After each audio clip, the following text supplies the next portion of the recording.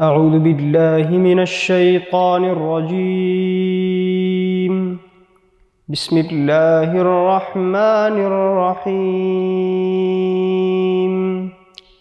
وهزي إليك بجذع النخلة تساقط عليك رطبا جنيا فكلي واشربي وقري عينا فإما ترين من البشر أحدا فقولي إني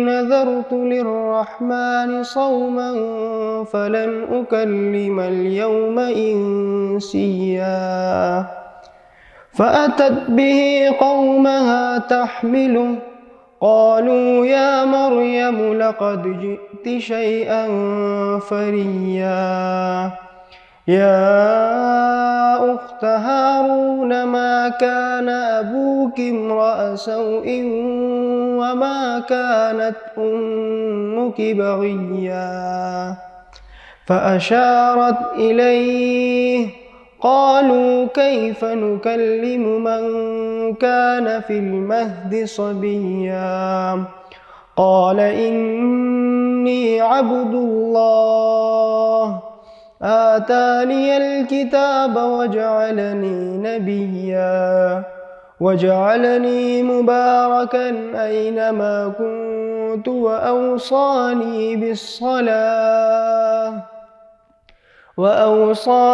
بالصلاة والزكاة ما دمت حيا صدق اللہ العظیم. اور کھجور کے تنے کو پکڑ کر اپنی طرف بلاؤ، وہ تم پر عمدہ تازہ کھجوریں گرائے گا، تو کھا اور پی اور آنکھ ٹھنڈی رکھ. پھر اگر تو کسی آدمی کو دیکھے تو اشارے سے کہہ دینا کہ میں نے آج رحمان کے لیے روزے کی نظر مانی ہے، تو آج ہرگز میں کسی آدمی سے بات نہیں کروں گی. پھر عیسیٰ کو اٹھائے ہوئے اپنی قوم کے پاس آئے تو لوگ کہنے لگے، اے مریم، بے شک تو بہت ہی عجیب و غریب چیز لائی ہے. اے ہارون کی بہن، نہ تو تیرا باپ کوئی برا آدمی تھا اور نہ ہی تیری ماں بدکار تھی. اس پر مریم نے بچے کی طرف اشارہ کر دیا. وہ بولے، ہم اس سے کیسے بات کریں جو ابھی ماں کی گود میں بچہ ہے؟ بچے نے فرمایا، بے شک میں اللہ کا بندہ ہوں. اس نے مجھے کتاب دی ہے اور مجھے نبی بنایا، اور اس نے مجھے مبارک بنایا ہے خواہ میں کہیں بھی ہوں، اور اس نے مجھے نماز اور زکوٰۃ کی تاکید فرمائی ہے جب تک میں زندہ رہوں.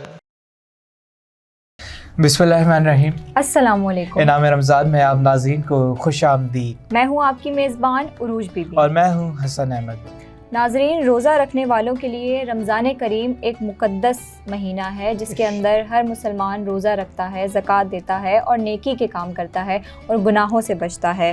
یہ ماہ قرآن کے نزول کی برکتوں، رحمتوں سے بھرپور. رمضان کے مہینے میں مسلمان روزہ رکھ کے اللہ کے قریب جاتا ہے عبادت کے ذریعے اور بہت سے ایسے کاموں کے ذریعے جس سے وہ اپنے رب کے قریب ہو سکے.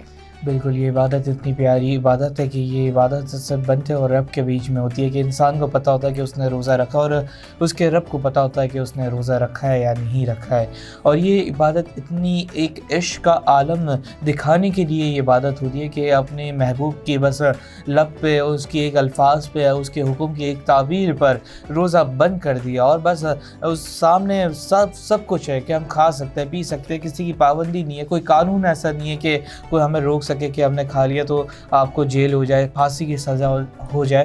ایسا نہیں ہے. لیکن پھر بھی یہ بس رب کا حکم آ گیا، اور جب محبوب کا حکم آ گیا، جب عاشق کا حکم آ گیا، اور عاشق کے محبوب کے حکم کے آگے اپنا سر تسلیم خم کر کے جتنی بھی چیزیں رکھی ہوں سامنے بس خاموش رہ کے اس کے حکم کی تعبیر کرنی ہے.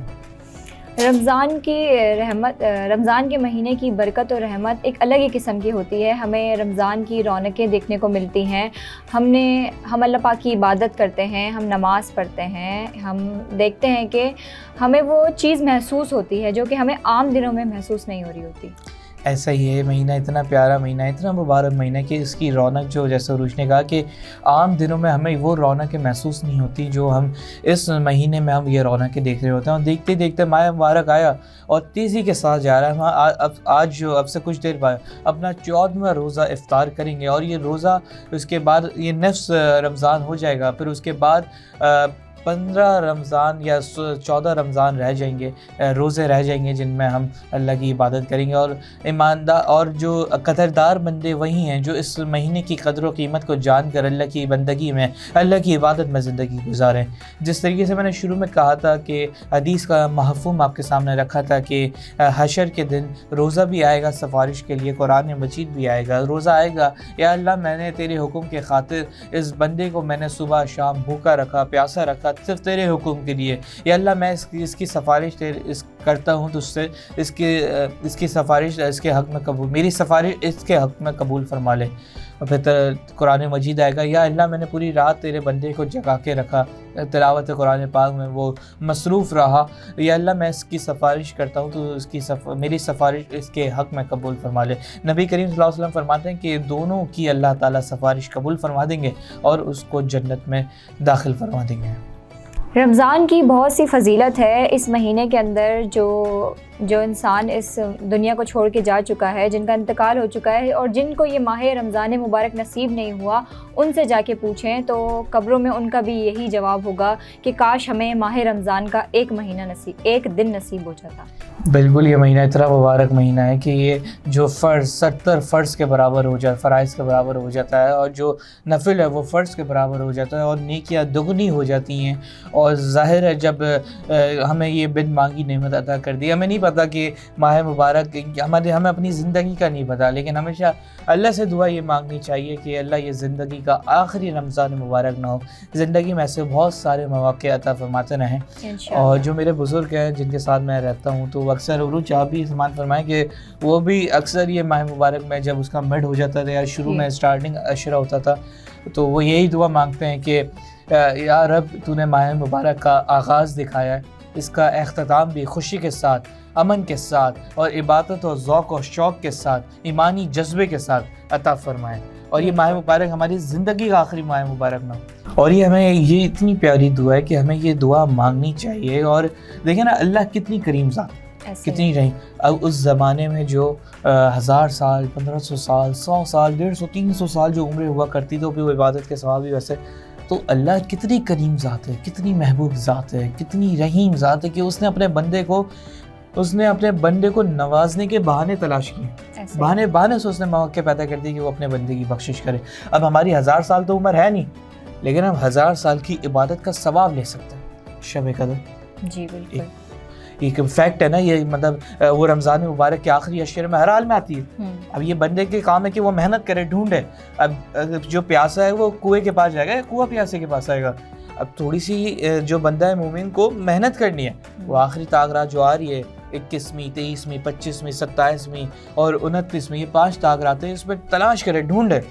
اور اس نے اگر ایک نفل بھی پڑھ لیا تو گویا اس نے 1000 سال اس نے نفل پڑھا.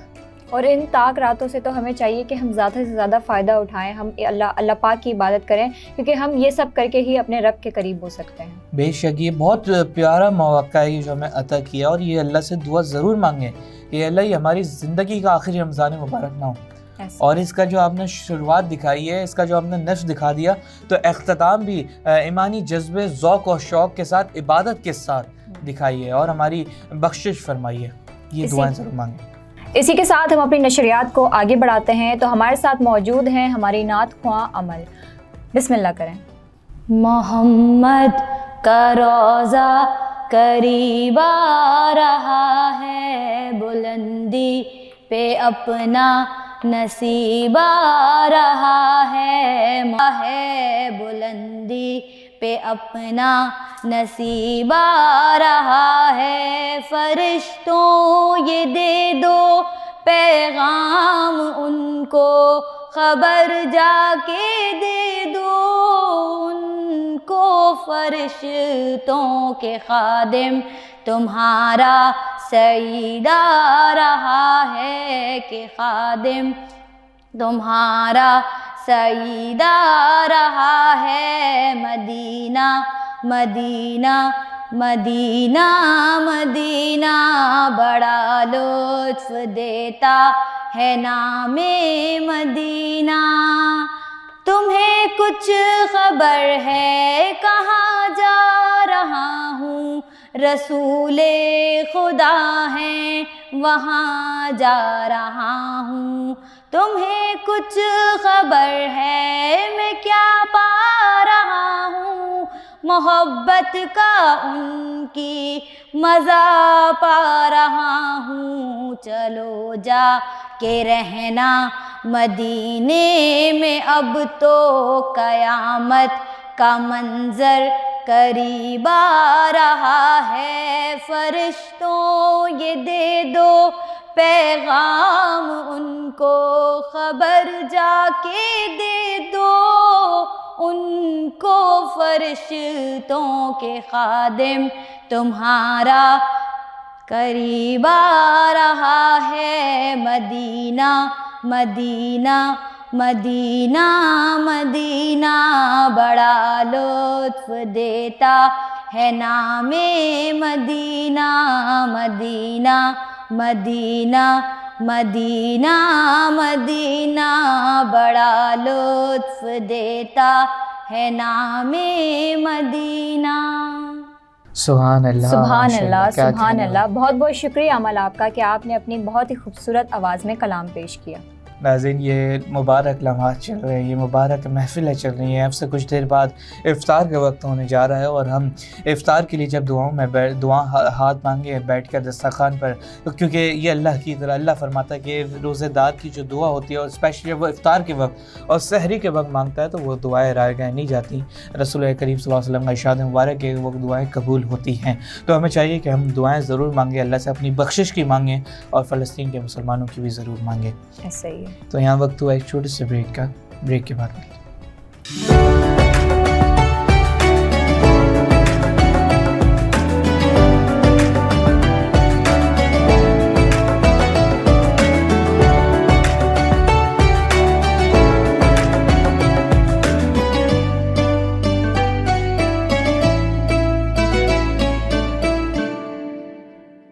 انعام رمضان میں ایک بار پھر آپ کو خوش آمدید۔ تو ناظرین آج جس عنوان پہ ہم بات کریں گے اس کا نام ہے رمضان اور اس کے ادب۔ رمضان میں اللہ پاک نے اپنے بندوں کو، اپنے خاص بندوں کو یہ موقع دیا ہے، یہ ایک تحفہ دیا ہے ہمیں، بلکہ کہ ہمیں یہ رمضان جیسی نعمت نصیب ہوئی ہے۔ کتنے لوگ ہیں جن کو یہ نعمت نصیب نہیں ہوئی، جتنے لوگ دنیا سے جا چکے ہیں۔ جیسے کہ ہم نے آپ کو پہلے بھی بتایا تھا کہ ہمیں جب یہ مہینہ نصیب ہوتا ہے تو ہمارے اندر ایک الگ ہی رونق پیدا ہو جاتی ہے کہ ہم جو اللہ پاک کی عبادت کرتے ہیں اس سے ہی مانگتے ہیں۔ صرف ہمیں اللہ پہ پکا یقین ہوتا ہے کہ ہمیں اللہ پاک وہ سب چیزیں عطا کرے گا جو ہمیں چاہیے۔ ہم دعا میں خاص طور پہ اپنے جو ہم اللہ پاک سے دعا کر رہے ہوتے ہیں اس کے اندر بھی ہم اتنا پکا یقین اور اتنا پکا اعتماد ہوتا ہے کہ ہمیں پتہ ہے کہ اللہ تعالیٰ ہمیں وہ چیز لازمی عطا کرے گا۔ اور اس ماہ رمضان مبارک کے مہینے پہ ہم روزہ رکھتے ہیں اور عبادت کرتے ہیں، اس کا اجر ہمیں ملتا ہے۔ خاص طور پہ عید کی صورت میں ہمیں وہ اجر لازمی ملتا ہے۔ اس ماہ کا ایک لمحہ انمول تحفہ ہے، اس کا آغاز رحمت ہے، اس کا آغاز رحمت ہے، اس کا وسط مغفرت ہے۔ ہمیں اس آخری عشرہ دوزخ آگ سے نجات کا ذریعہ ہے۔ رمضان کریم کے موقع پر رب کریم نے ہمیں بہت سی ایسی جو ہے بہار فرمائی ہے جس سے ہم اللہ پاک کے قریب ہو جاتے ہیں۔ بالکل، یہ مہینہ اتنا مبارک مہینہ ہے اور اس مہینے کی برکتیں سمیٹنے کا موقع ہے۔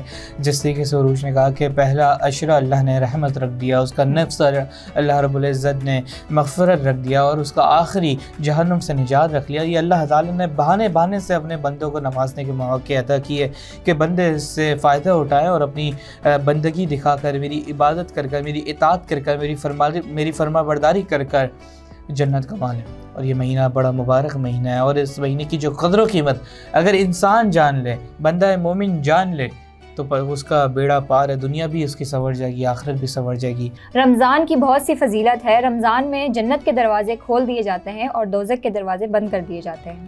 بالکل، اور اس مہینے کی بڑی فضیلت ہے. یہ مہینہ، اس مہینے میں قرآن مجید کو نازل کیا گیا، اور انسان اگر اس کی قدر و قیمت جانے اس مہینے کی، کہ میں جس طریقے سے ہم نے شروع میں بولا کہ جو ہم نے ہماری 1000 سال عمریں نہیں ہیں، لیکن اس مہینے میں اللہ نے ایسی اجر و ثواب رکھ دیے کہ ہم 60 سال کی، 10 سال کی، اگر 1 سال کی بھی ہم عبادت کر لیں تو وہ 1000 سال کی عبادت، 1 مہینے کی عبادت کر لیں، 1 دن کی بھی عبادت کر لیں تو وہ 1000 سالوں کی عبادت کا ثواب ملتا ہے. اور یہ مہینہ، اس مہینے کو لوٹنے سمیٹنے کا موسم بنایا گیا ہے. اس مہینے میں رحمتیں برسنی ہیں.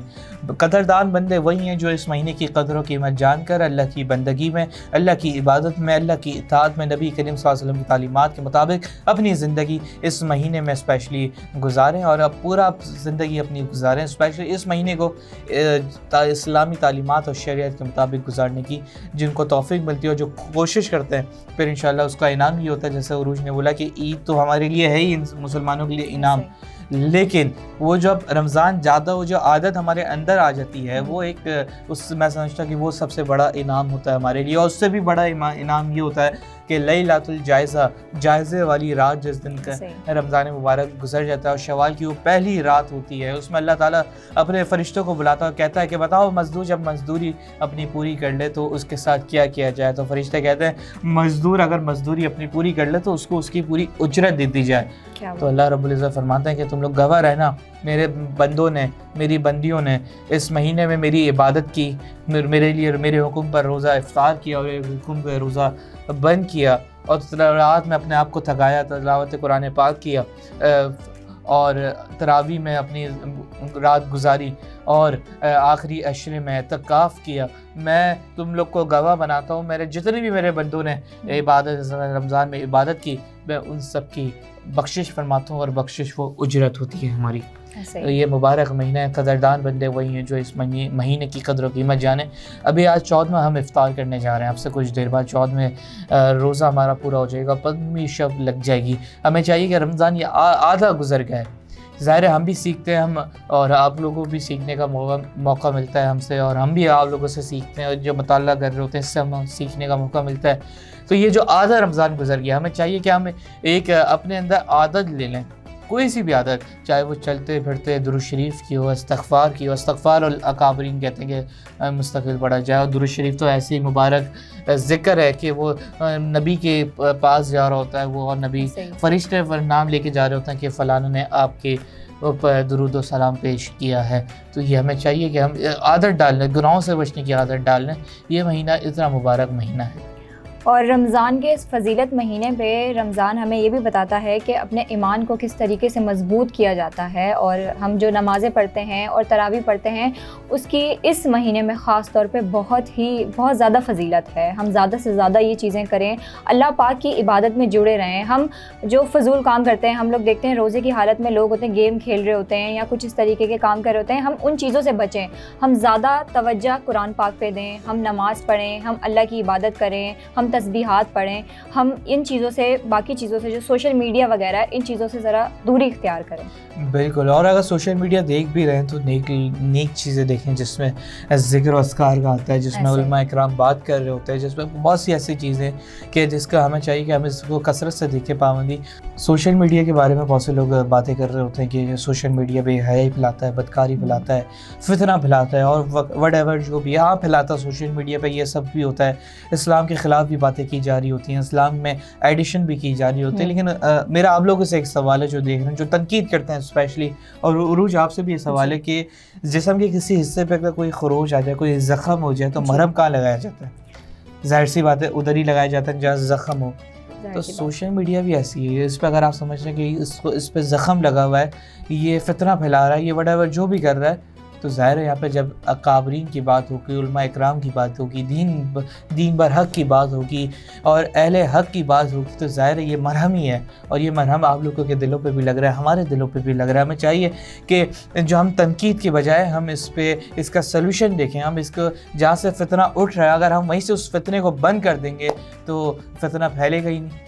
بے حیائی پھیلے گی نہیں. تو یہ موسم ہے لوٹنے سمیٹنے کا, یہ موسم ہے اللہ کو راضی کرنے کا, نہ کہ یہ تنقید کرنے کا, نہ کہ یہ کسی پر انگلی اٹھانے کا, نہ کہ یہ مہینے پہ ہم کسی غیبت اور چغلی کریں, بلکہ اس کی قدر و قیمت جان کر اس مہینے کی جو برکت ہے, اس مہینے کا جو فیض ہے, اللہ وہ ہم سب کو نصیب عطا فرمائے.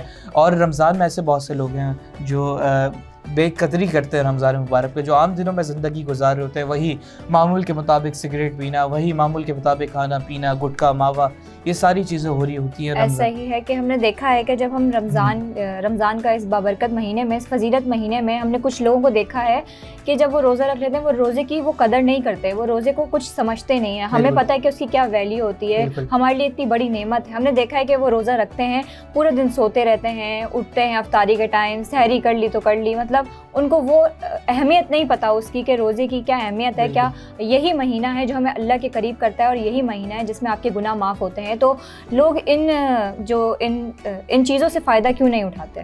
بالکل. آپ نے میری ایک بات کاٹی, میں پوری کر رہا تھا. وہ بات یہ کہ جو بے قدری کرتے ہیں, پورا دن بھوکا, مطلب رمضان مبارک میں جو عام دنوں میں اس کے مطابق وہ گزارتے تھے, وہ ابھی بھی گزارتے ہیں ایسی رمضان میں, قدر قیمت نہیں جانتے. تو پھر وہ کہتے ہیں یار مجھے یہ ہے, مجھے یہ مسئلہ ہے, میں یہ چھوڑ نہیں سکتا. تو سیدھی بات یہ ہے کہ اللہ نے ان کو توفیق ہی نہیں دی. اور مولا علی کا وہ قول ہے کہ اگر کوئی تمہیں نماز کی توفیق نہیں ہو رہی, تو تم سمجھ جاؤ کہ اللہ تم سے ناراض ہے. تو ایسی ہی اگر روزے کی بھی توفیق نہیں ہے, نماز و تراویح کی, تلاوت قرآن پاک کی توفیق نہیں ملی, تو سمجھے اللہ اس سے ناراض ہے. اور اللہ جب ناراض ہے تو وہ توفیق چھین لیتا ہے. جب اس کا دل جب اللہ کی جو ڈر سے وہ دور ہو جاتا ہے, تو پھر اللہ اس سے توفیق بھی ظاہر چھین لیتا ہے.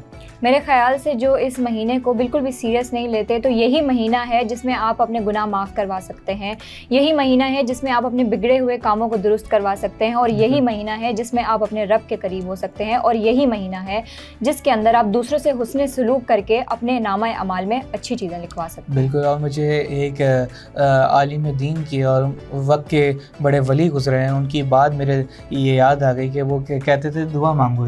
وہ دعا کیا مانگیں, آپ لوگوں کے لیے بھی ہمارے لیے بھی ہے کہ وہ دعا مانگو.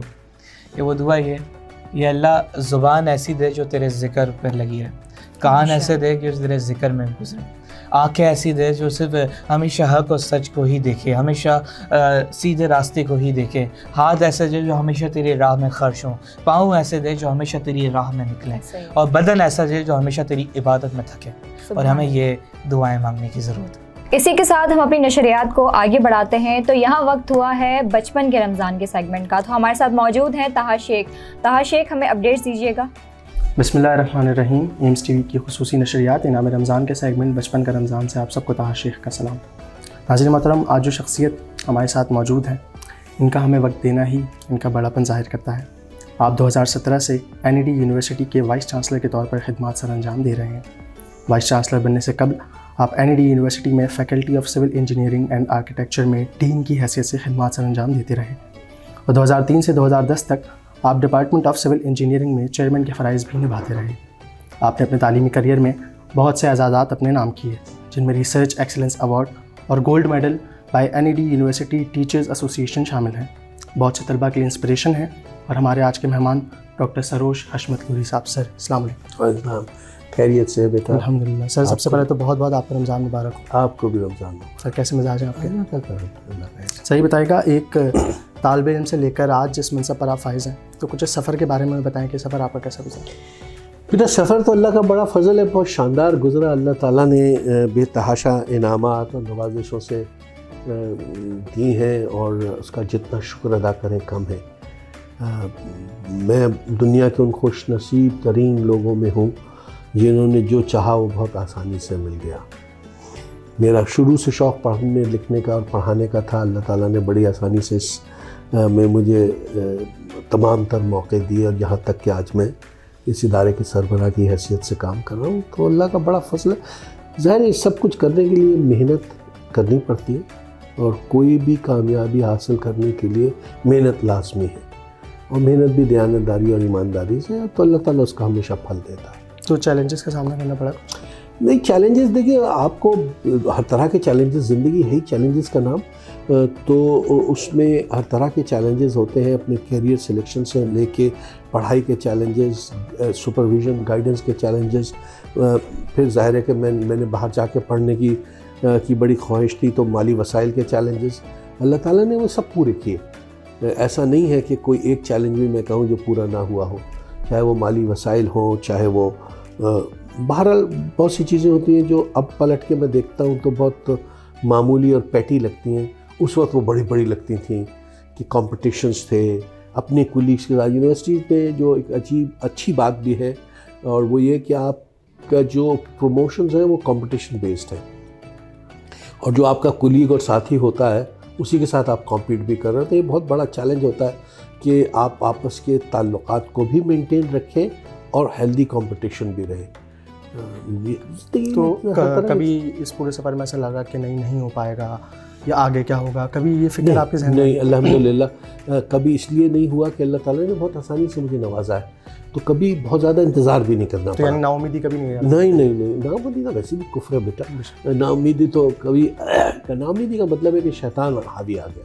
نہیں، کیونکہ جب آپ بہت ینگ ہوتے ہیں تو شیطان اکثر یہ چیزیں ڈالتا ہے کہ نہیں ہوگا. نہیں، شیطان تو ہر عمر میں حملے کرتا رہتا ہے، لیکن اصل چیز یہی ہے کہ بات کو سمجھنے کی ضرورت ہے. وقت کے ساتھ پختگی، میچورٹی آ جاتی ہے تو اللہ تعالیٰ صبر بھی دے دیتا ہے. لیکن میں نہیں سمجھتا کہ میری زندگی میں کوئی ایسا ہرڈل یا ہکپ آیا ہو جس کی وجہ سے مجھے بہت تکلیف ہوئی ہو. اچھا سر، یہ بتائیے گا سب کی زندگی میں، یا اکثر یہ کہا جاتا ہے کہ جو بھی کامیاب شخص ہو اس کی زندگی میں کوئی نہ کوئی ایسا شخص ضرور ہوتا ہے جو انسپریشن ہوتا ہے، یا کوئی انسان ہو ایسا جو آپ کی انسپریشن ہو.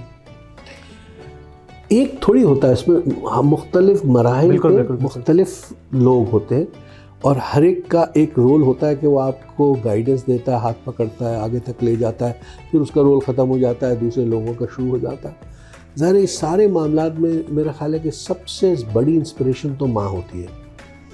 اور میری والدہ بہت پڑھی لکھی خاتون تھی، شاعر بھی تھیں، ادیب بھی تھیں، فارسی پہ ان کو بڑی دسترس تھی. ایک بہت بڑے اسکول کی ہیڈ مسٹریس بھی تھیں کراچی شہر میں. تو ان کی ظاہر ہے ان کی گائیڈنس، سپرویژن اور ان کا جو ویژن تھا وہ اپنی اولاد کو بہترین تعلیم دینا اور تربیت دینا تھا. تو ماں تو سب کے لیے انسپریشن ہوتی ہے، سو میرے لیے بھی تھی. میرے والد میرے لیے بہت انسپائرنگ کیریکٹر رہے، اور وہ دونوں ہی استاد تھے. میرے والد صاحب بھی استاد تھے، اور شاید میں اس پروفیشن میں آیا ہی اپنے پیرنٹس کی سے امپریس ہو کے ہوں. تو یہ دو بڑی، اور میرے والد صاحب اپنے وقت کے بڑے مشہور استاد تھے، اور آج بھی لوگ ان کو بڑی عزت سے نام لیتے ہیں، ان کا بڑا مقام تھا شہر میں. ظاہر اب میں ان کے بہت کلوز رہا، اپنی ان کی ساری اولادوں میں میرا خیال ہے مجھ سے زیادہ کلوز کوئی نہیں تھا ان سے، اور ساتھ ہونے کی وجہ سے میں نے بہت کچھ سیکھا. اٹھنا، بیٹھنا، ملنا، بات کرنے کا ڈھنگ، مختلف موقعوں پہ مختلف ریاکشنز. پلس میرے ایک استاد ہیں صاحبزادہ فاروق احمد رفیقی صاحب، آج کل وہ این ای ڈی یونیورسٹی سے ہی پرو وائس چانسلر کے عہدے سے ریٹائر ہوئے، اس وقت ڈپارٹمنٹ آف سول انجینئرنگ میں پروفیسر ایمریٹس ہیں. ان کی بڑی معاونت رہی، ان کی بڑی گائیڈنس رہی، بڑا ساتھ رہا، اور وہ میرے لیے سورس آف انسپریشن ہے. آج بھی کہیں کوئی چھوٹی موٹی پریشانی ہو تو میں سب سے پہلے انہی کے کندھے پہ سر رکھ کے روتا ہوں. اچھا، ابھی آپ نے ذکر کیا کہ آپ کی والدہ شاعرہ بھی تھیں، تو شاعری سے آپ کو کیا لگاؤ ہے؟ یہ والے جینز مجھ میں نہیں آئے انفارچونیٹلی. مطلب ہم جاتے جاتے آپ سے شعر ضرور سنیں؟ نہیں ہے، بالکل میرے بالکل ذوق نہیں ہے. بالکل نہیں؟ بالکل سرے سے میں نے کبھی شاعری پڑھی ہی نہیں. پڑھی بھی نہیں؟ نہیں. اچھا. انفارچونیٹلی. لیکن وہ وجہ یہ ہے کہ شاید ہم جس طرح کی تعلیم حاصل کرتے رہے، ایک ذوق بھی ہوتا ہے. مجھے آپ کو بڑی حیرت ہوگی کہ میں نے کبھی زندگی میں گانا پورا نہیں سنا، کیونکہ مجھے میوزک سے کوئی لگاؤ نہیں ہے. اب یہ ایسی بات ہے کہ جو میرا خیال ہے میں دنیا میں واحد آدمی ہوں گا جو اس قسم کی بات کر رہا ہوں. بالکل لگاؤ نہیں جس سے میوزک سے. اچھا، تو جس طرح ابھی ہم آپ کے بچپن کی بھی کچھ باتیں آپ نے اپنے ماں باپ کا ذکر کیا، تو اس حوالے سے سب سے پہلے تو یہ بتائیں کہ رمضان چل رہے ہیں اور ہمارا پروگرام بھی ہے بچپن کا رمضان، تو رمضان میں اب کیا معاملہ، فی الحال کیا معاملات ہوتے ہیں؟ تو معاملات بہت آسان ہے بھائی. دیکھیے نا، اب تو ہمارے لیے گھر میں بچے بچیاں بھی جوان ہیں، بڑے ہیں، اہلیہ بھی ہیں. تو میں تو بالکل آخر وقت پہ اٹھنے والا ہوں سحری کے، اور اپنی سحری مکمل کر کے نماز پڑھ کے پھر اتنا ٹائم نہیں ہوتا کہ سونے کا ٹائم ملے. وجہ یہ کہ یونیورسٹی کے جو ٹائمنگز ہیں وہ ارلی ہیں، تو بس اس کا تیاری کر کے. تو میں یہی پوچھنا چاہتا تھا کہ اب تو عہدے کی ایک ذمہ داریاں ہیں، تو اس کے اندر رمضان انجوائے کر پاتا ہے؟ رمضان کا عہدے سے کیا تعلق ہے؟ رمضان بزی کا اسکیجول ہو جاتا ہے. رمضان میں تو اللہ تعالیٰ بڑی برکت دے دیتا ہے, اور میں سمجھتا ہوں کہ رمضان میں پروڈکٹیوٹی بڑھ جاتی ہے. میرے ساتھ تو ہمیشہ یہ ہوا. اور اس کے بعد ظاہر یہاں سے یونیورسٹی سے گھر جانے کے بعد بھی کچھ نہ کچھ کام ہوتا ہے جو میں گھر لے جاتا ہوں, اور اس میں ضرور ایک دو گھنٹے 1.5 گھنٹہ گزار کے پھر مغرب کا وقت ہو جاتا ہے, افطار کرتے ہیں, افطار کے تراویح کے بعد پھر اگلے جتنی جلدی سو جائیں. مجھے خوش نصیب ہوں میں کہ میرا جو چھوٹا بیٹا ہے وہ حافظ قرآن ہے ماشاءاللہ, اور وہ تراویح پڑھاتا ہے پچھلے 7 سال سے. اب 8واں سال 8ویں تراویح ہے, اور وہ تراویح ہوتی ہے میرے والد صاحب کے گھر میں. اور میرے والد صاحب جب حیات تھے تو اس وقت وہ تراویح وہیں, جب اس نے حفظ مکمل کیا تو ہم نے تراویح وہیں شروع کر دی. تو بڑی انٹرسٹنگ بات یہ ہے کہ جب پہلی دفعہ اس نے تراویح پڑھائی تو بہت کم عمر تھا, میرا خیال ہے کہ اس وقت وہ 13-14 سال کا رہا ہوگا. تو وہ بہت نروس تھا. اس کی وجہ یہ کہ پیچھے سارے چچا تایا دادا تو وہ بہت گھبراتا تھا. تو میری موجودگی وہاں بہت ضروری ہے. ایسے ظاہر ہے بچہ پڑھائے گا تو پڑھے گا, لیکن اس کو مورل سپورٹ بہت تھی کہ ابا پیچھے بیٹھے ہوئے. اب میرے والد صاحب تو حیات نہیں ہیں, لیکن وہ سلسلہ اسی طرح سے ہے کہ ہم سب بہن بھائی جمع ہوتے ہیں اپنے والد صاحب کے گھر پہ, اور تراویح وہ میرا بیٹا پڑھاتا ہے. اچھا, اب تھوڑا سا پیچھے لے کے چلتے ہیں آپ کو, آپ کے بچپن پہ آتے ہیں. بچپن میں روزے کیسے گزرتے تھے؟ گھر کا کیا ماحول ہوتا تھا؟ یہ گھر کا ماحول بڑا انٹرسٹنگ تھا. میرے والدین جو تھے وہ ان کی تربیت کرنے کا طریقہ شاید فرق تھا. انہوں نے کبھی سختی نہیں کی, کبھی ہم پر سختی نہیں تھی کہ روزہ رکھو یا نہیں رکھو, لیکن ماحول ایسا تھا کہ آپ خود بخود روزہ رکھتے. اور مجھے یاد ہے کہ جب میں چھوٹا تھا, میرا خیال ہے کہ میں پہلی جماعت میں پڑھتا تھا, تو میرے نانا جو ہیں وہ فیصل آباد میں رہا کرتے تھے, لائل پور جس وقت کہتے ہیں. تو ہم ہر سال جایا کرتے تھے گرمیوں اور سردیوں کی چھٹیوں میں. تو سردیوں کی چھٹیاں تھیں تو ہم لائل پور گئے.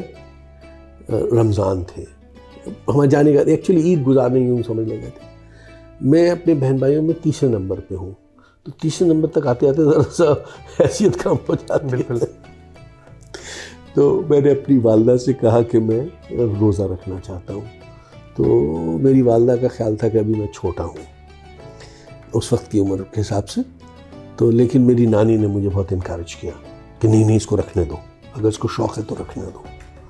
تو اس طرح میں نے, اب ظاہر ہے آپ ننیال میں روزہ رکھے جا کے تو بڑے وی آئی پی بن جاتے ہیں. ویسے تو روزے والا بچہ ویسے ہی وی آئی پی ہوتا ہے. اس وقت یہ لفافوں والا رواج تھا کہ جو پہلا روزہ رکھے گا اس کو کچھ پیسے یا کوئی انعام دیے جاتے تھے, تحفے دیا جاتے تھے, لفافے نہیں دیے جاتے تھے.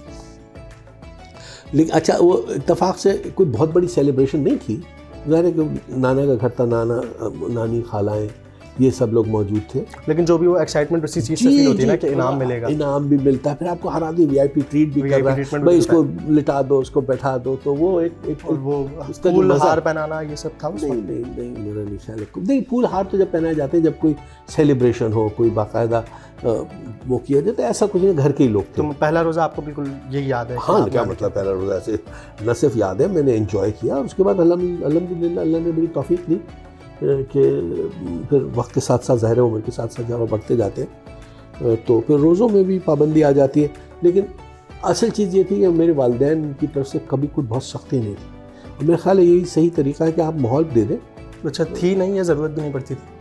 ضرورت کیوں نہیں پڑتی ہوگا, کیا بات کر رہے ہیں. ضرورت روزوں کے علاوہ آپ کا کیا خیال ہے, بچوں کا کام ہی شرارت کرنا ہے. اور اس میں میرا خیال ہے کہ میں تو خاصے سے زیادہ شرارتی تھا.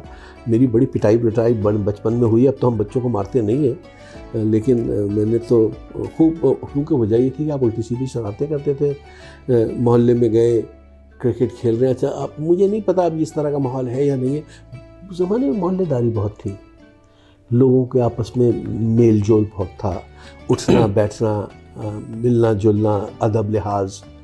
تو محلے میں شرارت کر دی, کسی کے گھر کی چھت پہ بال چلی گئی, اس کو اٹھانے کے لیے پہنچ گئے, پھر انہوں نے ڈانٹا کسی نے کہ بھائی تم کیسے بغیر اجازت کے چڑھ گئے. گھر تک شکایت پہنچی, کسی گھر کا شیشہ ٹوٹ گیا. تو اس قسم کی. اچھا, یہ جو آپ نے کہا نا کہ یہ ماحول تھا, تو اس تھا پہ میں آؤں گا, لیکن اس سے پہلے شرارتی آپ نے کہا کہ آپ شرارتی تھے, تو کوئی شرارت کا کوئی واقعہ یاد ہو جو آپ مجھے؟ بھائی یہی بتانا, یہی شرارتیں تھیں کہ آپ نے کسی کے گھر کوئی ایسی خاص رمضان کی شرارت ہو؟ نہیں، میں نہیں سمجھتا رمضان کی کیا شرارت ہوگی. رمضان میں تو روزے رکھتے نہیں، ہیں. کیونکہ بچپن میں بچے ایسے ہوتے ہیں نا کہ یا آدھا روزہ رکھنا اسٹارٹ کیا ہو. نہیں ایسا نہیں ہوا، ایسا نہیں ہوا. لیکن ایک چیز ضرور تھی کہ رمضان میں جہاں میں رہا کرتا تھا، میرے سارا جو براٹ اپ فیڈ بی ایریا میں ہوا ہے، تو وہاں کرکٹ کے اور گراؤنڈس بہت تھے. تو یہ روٹین ہوا کرتا تھا کہ شہری کے بعد، فجر کی نماز کے بعد سارے دوست جمع ہو جاتے تھے اور ہم ہاکی کھیلتے تھے. ہاکی؟ جی. اچھا، میں سمجھا آپ کہیں گے نائٹ کرکٹ کھیلتے تھے. نہیں، نائٹ کرکٹ کا دور تو بہت بعد میں آیا. اچھا. اور اس کے بعد شام کو عصر اور مغرب کے درمیان کوئی نہ کوئی کھیل ہوتا تھا، چاہے کرکٹ ہو، چاہے ہاکی ہو، چاہے کوئی جو بھی ہو. اب ایک کھیل تھا، اب تو میں نے کسی کو کھیلتے دیکھا نہیں، پٹھو باری کہتے تھے اسے. یہ میں نے پہلی بار سنا. یہ پتھر کے چھوٹے چھوٹے 7 پیس ایک کے اوپر ایک رکھ دیے جاتے تھے، اور ایک ٹیم جو تھی وہ بال کو ان پتھر سے توڑتی، بال کو پتھروں کو توڑتی تھی، اور دوسری ٹیم کیچ کرتی تھی. اگر تو آپ کیچ ہو گئے تو آپ آؤٹ ہو گئے، اور اگر پتھر توڑ دیے آپ نے تو پھر سب بھاگتے تھے جو پھینکنے والی ٹیم کے لوگ تھے. اور ٹاسک یہ ہوتا تھا کہ اس پتھروں کو دوبارہ سے ماؤنٹ کر دیا جائے. اگر آپ نے ماؤنٹ کر لیا تو آپ کی باری کنٹینیو ہو جائے گی. اور دوسری ٹیم جو تھی اس کی ٹارگٹ یہ ہوتا تھا کہ وہ جو بال تھی وہ کسی اپوزٹ کھلاڑی کو مار دی جائے، تو اس سے وہ ٹیم آؤٹ ہو جاتی تھی. یہ وہ بڑا مزیدار کھیل تھا. میں نے میرا خیال یہ کھیل ختم ہو گیا، اب نہیں ہوتا. تو جب جب ہوتا ہو تو میں نہیں کہہ سکتا. تو کبھی ڈانٹ پڑی گھر سے بہت زیادہ کھیلنے پر؟ ہر روز پڑتی تھی. بلکہ ایسا تھا کہ کیونکہ میں کھیلنے ویلنے کا بہت شوقین تھا، اور میری والدہ ایک اسکول کی پرنسپل تھی، اور میں جس اسکول میں پڑھتا تھا وہ سیکنڈ شفٹ کا اسکول تھا، دوپہر میں لگتا تھا. تو اب اسکول والے دن کوئی کرکٹ میچ آ گیا، وہ اس کی اجازت لینا تو بڑا مشکل کام تھا. تو میں اکثر یہ کرتا تھا ان کے اسکول چلا جاتا تھا. اب وہ اپنے آفس میں بیٹھی ہیں، لوگ بیٹھے ہیں، اب ان کے سامنے میں نے اجازت مانگی، انہوں نے اجازت دے دی. لحاظ کا فائدہ اٹھاتے تھے آپ؟ بات شام کو اس کی قیمت بھی دینی پڑتی تھی، لیکن اس وقت کھیل تو لیتے تھے نا، انجوائمنٹ پورا کر لیتے تھے مطلب. اچھا، یہ بتائے گا کہ کوئی کھانے کی ایسی چیز جو افطار کی آپ کو اب یاد ہو، جو یاد آتی ہو امی کے ہاتھ کی یا نانی کے ہاتھ کی، کوئی ایسی چیز جو آپ کو اب تک یاد ہو اور اب نہ ملتی ہو؟ نہیں، دیکھیے افطار میں ہوتا کیا، پکوڑے ہوتے، سموسے ہوتے. نہیں، کچھ انٹرسٹنگ چیز ہوتی ہے پرانے لوگوں کی یا ماؤں کی، کوئی اسپیسیفک ڈش ہوتی ہے؟ نہیں، یا ان کے ہاتھ کا کوئی کھانا جو اب یاد آتا ہو؟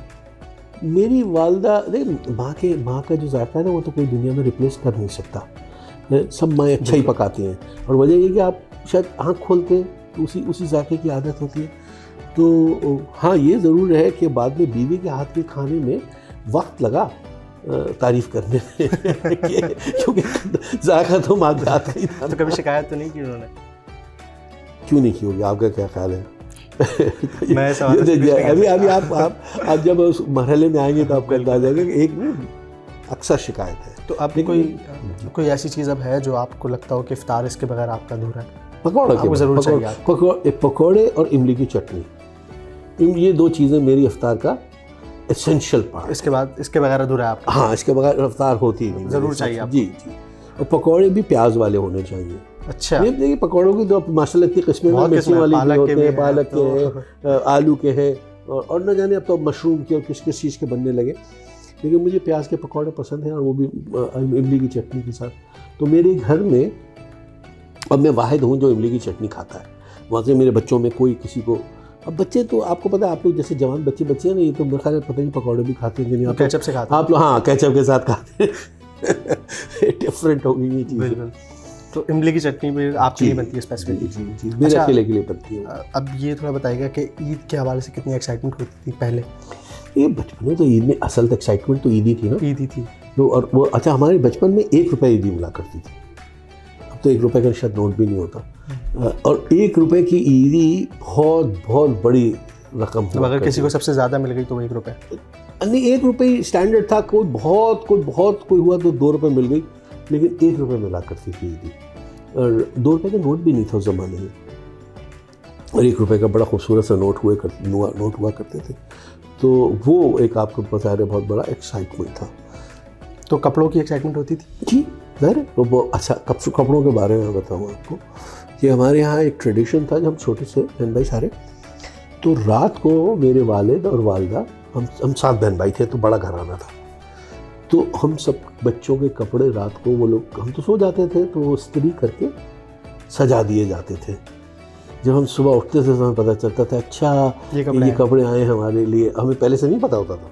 مطلب کوئی چوائس نہیں ہوتی تھی, بس جو آ گیا پہلے. بھائی وہ تو پہلے یہی طریقہ تھا, آج بھی ہمارا یہی طریقہ. پہلے والدہ کپڑے لایا کرتی تھیں, آج بیوی کپڑے لاتی ہیں. ہمیں تو وہی عادت ہے جو لاتی ہے وہ پہن لی. یہ اور بات ہے اب ہم نے اپنے بچوں کی کو اس طرح سے کر دیا کہ وہ اپنی پسند سے لاتے ہیں, چوائس چھوڑی ہاں. لیکن اس وقت بڑا ایکسائٹمنٹ ہوتا ہے, صبح آپ اٹھے, سب سے پہلے آنکھیں ملتے ہوئے گئے, دیکھا تو یہ اچھا ہمارے ڈرائنگ روم میں صوفوں پہ سجائے جاتے تھے وہ, اور ہر ایک کے ساتھ تحفے بھی ہوتے تھے کچھ نہ کچھ. کسی کے ساتھ والیٹ ہے تو انگوٹھی ہے, تو یہ 1-2 چیزیں اس طرح کی ہوتی تھیں. اور ظاہر ہے اس میں بہنوں کے لیے, بچیوں کی بھی چیزیں زیادہ ہوتی ہیں, چوڑی اور ہار اور بندار, یہ سب چیزیں ہوتی ہیں. مہندی لگوانے کا بچیوں کو بہت شوق تھا, میری بہنوں کو, تو ان کا بھی کوئی نہ کوئی. اچھا اس زمانے میں کوئی بہت زمان ایسا کمرشل دکانیں اور بیوٹی پارلرز تو ہوتے نہیں تھے, تو گھر میں ہی خواتین بچیاں ایک دوسرے کے مہندی لگایا کرتے. اچھا ایسا بھی ہوتا تھا نا کہ اگر بہنیں گھر میں ہو تو ان کو عیدی زیادہ ملتی تھی, تو اعتراض کرتے تھے چھوٹے بھائی کہ بھئی یہ عیدی کیوں ان کو زیادہ مل رہی ہے. میرے خیال میں میرے کیس میں فرق تھا, ہم 5 بہن بھائی تھے, 2 بہنیں تھیں, تو بیچاری ویسی تعداد میں کم تھی. اچھا اگر ان کو زیادہ مل بھی جائے آپ کمپرومائز کر لیتے تھے کمپرومائز. لیکن بہنیں ہوتی بڑی لونگ ہیں, اب آدھے زیادہ پیسے تو اپنے بھائیوں پہ خرچ کر دیتی تھیں بعد میں. جی. اچھا کوئی عید کی سگنیچر سویٹ ڈش گھر میں جو بنتی ہے؟ جی شیر خورما. جی شیر خورما تو شیر خورما مطلب اتنا پرانا ہے, کب سے چلتا آ رہا ہے؟ ہاں میں تو مطلب میرا خیال ہے مجھے 50-55 سال کی تو یاد ہے. تو آج بھی گھر میں شیر خورما بنواتا ہے؟ عید والے دن شیر خورما ہونا ضروری ہے. ہم عید کی نماز پڑھ کے آتے ہیں. اچھا عید کا ہمارے یہاں طریقہ یہ ہے کہ عید کی نماز تو ہم اپنے جہاں رہ رہے ہیں وہاں پڑھتے ہیں, لیکن فوراً ہی پھر ہم والد صاحب کے گھر چلے جاتے ہیں. والد صاحب میرے حیات نہیں ہیں, لیکن میرے بڑے بھائی, چھوٹا بھائی, یہ ان کی فیملیز اس گھر میں رہتے ہیں, تو ناشتہ ہم ساتھ کرتے ہیں. اور اس کے بعد تھوڑی دیر کے لیے چلے جاتے ہیں, پھر دوپہر کے وقت کھانے پینے کی دعوت ہوتی ہے, یا وہیں رک جاتے ہیں جیسا بھی ہو. اس میں ہوتا ہے کہ سب بہن بھائی آئے, سب کے بچے ہیں آگے پیچھے بڑے. میرے والد صاحب کا گھر ماشاءاللہ کافی بڑا ہے, تو وہاں بچوں کو کرکٹ کھیلنے کی اور شور ہنگامے کی بھی اجازت ہوتی ہے, تو اس میں پھر ہم سب بھی لگ جاتے ہیں.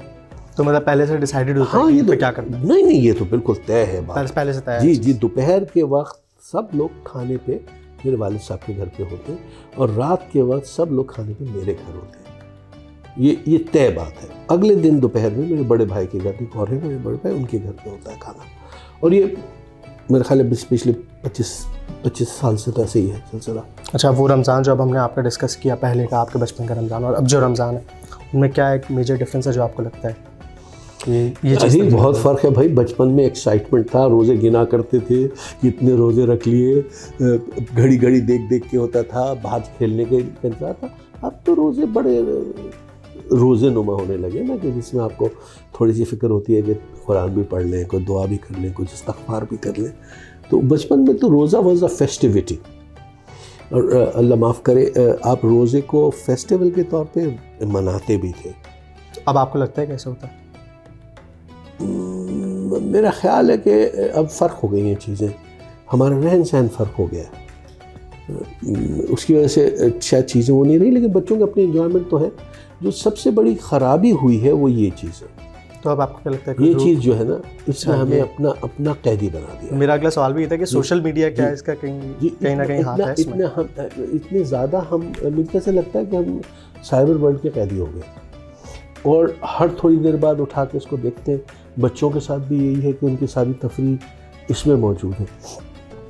تو اس سے جو فزیکل ایکٹیویٹیز تھی, جو باہر جانا ہے, کھیلنا ہے, دوستوں کے ساتھ اٹھنا بیٹھنا, وہ بہت کم ہو گیا ہے. اب جو مجھے تو ایسا لگتا ہے جیسے محلے میں دوست ختم ہو گئے. اب دوست جو ہیں وہ اسکول کالجز کے ہوتے ہیں. ہو سکتا ہے یہ میں ظاہر ہے کہ اب میرے بچے بھی بڑے ہو گئے, یا شاید ہمارا رہن سہن کا طریقہ فرق ہو گیا, لیکن وہ جو محلے کی دوستیاں تھیں نا وہ آج بھی ہیں. میرے پاس ابھی میں کچھ دن پہلے کی بات ہے, ایک امریکہ کے ایک نمبر سے فون آیا, اور اس نے کہا مجھے پہچانو. میں نہیں پہچانا. وہ ہمارا محلے دار تھا, ہمارا قریبی دوستوں میں تھا, امان تھا. اور اس قدر خوشی ہوئی اس سے, میرے خیال ہے 1.5 گھنٹہ میں بات کرتا رہا. میں نہیں سمجھتا کہ وہ محلے والی دوستیاں ہوتی ہیں، ہو سکتا ہوتی ہوں، میرے علم میں نہیں تو ہے۔ اتنا پرانا دوست جب دوبارہ یاد کرتے ہیں خوشی بھی ہوتی اس ہوگی۔ میں خوشی بھی ہوتی ہے۔ تو یہ جو آپ نے باتیں کی، اس حوالے سے کوئی میسج اگر آپ یوتھ کو بھی دینا چاہیں اور عوام کو بھی دینا چاہیں تو کوئی؟ دیکھیے بیٹا، میں تو ہمیشہ میسج ایک ہی دیتا ہوں اور آج بھی وہی دوں گا کہ ہر آدمی کی خواہش ہے کہ دنیا میں کامیابی حاصل کرے۔ کامیابی حاصل کرنے کے لیے کامیابی میرا خیال ہے سب سے بڑی کامیابی ہے نیک نامی۔ نیک نامی اور عزت سے بڑی کوئی کامیابی نہیں ہے۔ بے شک۔ اور اس کے لیے اس کا طریقہ صرف یہی ہے کہ آپ دیانتداری اور ایمانداری سے محنت کریں، باقی ریوارڈ اللہ تعالیٰ پہ چھوڑ دیں۔ اور میں ہر ایک سے یہ کہوں گا کہ اگر کچھ کمانا ہے تو عزت کمائیں۔ بہت شکریہ سر آپ کے وقت کا ایک بار پھر۔ ناظرین محترم، یہ تھا ڈاکٹر سروش حشمت کے بچپن کا رمضان۔ فی الوقت کے لیے طاہر شیخ کو دیں اجازت، انشاءاللہ تعالیٰ کسی اور روز کسی نئے مہمان کے ساتھ آپ کی خدمت میں حاضر ہوں گے۔ تب تک یہ اپنا خیال رکھیں، اللہ نے کے بعد۔ اس وقت طاہر شیخ ہمیں اپڈیٹ کر رہے تھے NED کے VC پروفیسر ڈاکٹر سروش حشمت لودھی سے۔ انہوں نے ہمیں بتایا کہ آپ کے بچپن کے رمضان اور آپ کے بچپن کا جو واقعہ تھا، کس طریقے سے آپ نے چھوٹی چھوٹی باتیں ہمیں ایکسپلین کی ہیں، آپ نے اپنا بچپن ایکسپلین کیا۔ شکریہ بہت بہت آپ کا۔ طاہر شیخ آپ کا بھی، اور پروفیسر ڈاکٹر صاحب آپ کا بھی بہت بہت شکریہ۔ اور ناظرین، اب سے کچھ دیر بعد ہم اپنے 14ویں روزے کو افطار کرنے جا رہے ہیں اور رمضان مبارک کے نفس ہونے جا رہا ہے رمضان مبارک۔ اور یہ قدردان بندے وہی ہیں جو اپنے آپ کو پہچان لیں اور دیکھ لیں وہ کس راہ پہ کھڑے ہوئے، اور رمضان مبارک تیزی کے ساتھ آیا اور تیزی کے ساتھ جا رہا ہے۔ اسی کے ساتھ ہمیں دیجیے اجازت، زندگی رہی تو پھر ملاقات ہوگی، اور بہت سی دعاؤں میں یاد رکھیے گا، صرف ہمیں ہی دعاؤں میں یاد نہیں رکھیے گا ان غزہ کے مسلمانوں کو جن پر اتنا ظلم ہو رہا ہے، جن کو کھانے کے لیے کچھ نصیب نہیں ہو رہا، جن پہ بجلی، گیس، پانی سب کچھ بند کر دیا گیا ہے۔ خاص طور پہ ہمارے مسلمان بہن بھائیوں کو یاد رکھیے گا دعاؤں میں۔ اللہ حافظ۔